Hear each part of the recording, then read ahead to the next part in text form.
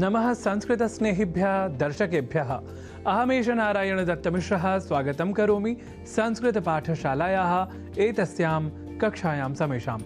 संस्कृत पाठशाला की कक्षा में शब्दों के शुद्ध स्वरूप के बारे में चर्चा के क्रम को बढ़ाते हैं आज एक ऐसे शब्द के साथ जिसके मूल को या प्रकृति को ठीक से समझें तो हम अन्य भाषाओं में तथा कथित रूप से प्रचलित शब्द का उन भाषाओं में स्वीकृत अर्थ में ही संस्कृत भाषा में भी प्रयोग और वह भी अनुकरणात्मक प्रयोग हम नहीं करेंगे।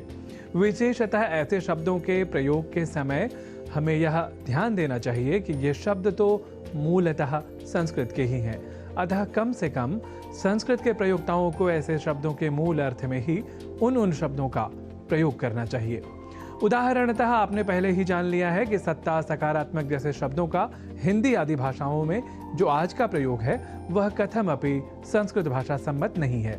तो आज इसी क्रम को बढ़ाते हैं ऐसे ही एक और शब्द के साथ, और वह शब्द है सानिध्य, जिसका संस्कृत शुद्ध पद या शब्द होता है सान्निध्यम। पर हम गतिशील अपितु वेगवान संसार में जैसे अन्य भाषाओं में थोड़ी बहुत परिवर्तनशीलता का तर्क देकर कुछ असंगत से प्रयोग भी कर लिया करते हैं, वैसे ही संस्कृत में भी शब्दों की मूल प्रकृति पर कुठाराघात कर शब्दों के अपितु दुष्शब्दों के प्रयोग की दुष्प्रवृत्ति भी हमें कुछ शब्दगत प्रयोगों में दृष्टिगत होती है। ऐसे प्रयोगों के बारे में हम आपको पहले ही बता चुके हैं। महत्व को महत्व, अत्यधिक को अत्याधिक, इस तरह से अशुद्धि के साथ कहे और लिखे जाने की दुष्प्रवृत्ति के बारे में आपने पहले ही जाना है। तो इसी तरह सान्निध्य के स्थान पर वर्णलोप जैसी सामयिक दुष्प्रवृत्ति के साथ सानिध्य जैसे अशुद्ध शब्द का हिंदी आदि भाषाओं में धड़ल्ले से प्रयोग हम पाते हैं। और आप जानते ही हैं कि संस्कृत भाषा है सर्वथा वैज्ञानिक, जहाँ एक अक्षर या वर्ण भी वृथा नहीं है, बेकार नहीं है। तो आइए देख लेते हैं क्या है सान्निध्य शब्द की मूल प्रकृति।